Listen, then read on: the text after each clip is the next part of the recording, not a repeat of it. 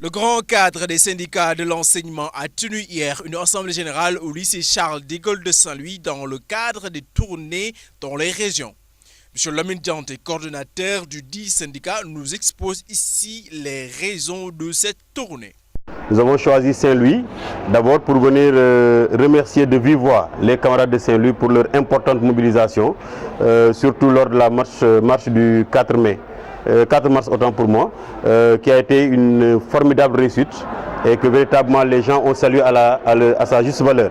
Mais également l'objectif de cette tournée consiste surtout à informer les enseignants qu'aujourd'hui la seule réponse que le gouvernement apporte aux préoccupations pressantes des enseignants, c'est de leur demander de lever le mot d'ordre.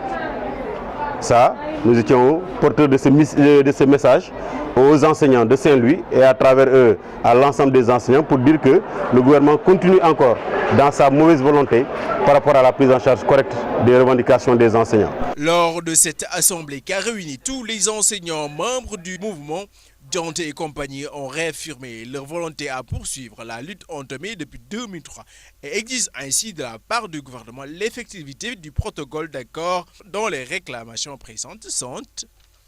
D'abord l'aspect formation diplômante pour l'ensemble des enseignants créés en mai, qu'ils soient dans l'enseignement général ou dans l'enseignement technique et la formation professionnelle. La question des passerelles professionnelles dans le moyen secondaire.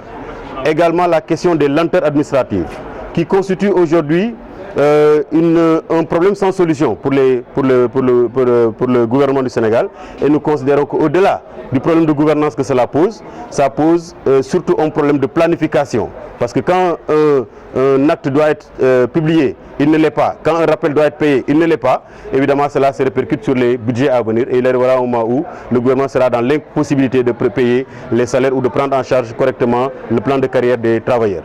La situation actuelle du CRETEF de Saint-Louis ne laisse pas indifférente le grand cadre. La preuve.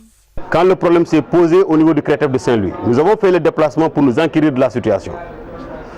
Au terme de notre mission au CRETEF, nous avons rencontré l'inspecteur d'académie, nous lui avons rendu compte. Il a pris l'initiative de demander une rencontre avec le ministre de l'enseignement technique et de la formation professionnelle sur la question spécifique du CRETEF de Saint-Louis. Nous avons fait comprendre au ministre qu'il s'est trompé. En nommant une dame qui n'était pas demandeur au poste de directrice du centre régional de l'enseignement technique et de la formation professionnelle de Saint-Louis. Il a reconnu son erreur et il nous a dit qu'il a été induit en erreur par ses collaborateurs. Face à cette situation, ils n'ont trouvé d'autre solution que des mesures de représailles. Et quand nous avons interpellé le directeur des ressources humaines du ministère, il nous a dit que ces mesures-là n'impliquent en rien le ministère de l'enseignement technique et de la formation professionnelle, que c'est l'inspecteur d'académie de Saint-Louis qui a pris la mesure. Nous avons dit qu'à cela ne tienne, c'est une mesure arbitraire et c'est un acharnement sur du personnel, c'est des mesures de représailles. Évidemment, face à cela, nous allons riposter. Cette année ou jamais est à la fois une conviction et un avertissement selon les syndicalistes. En tout cas, pour l'instant, les conciliabules entre l'État et le gouvernement sont jusqu'ici sans résultat probant.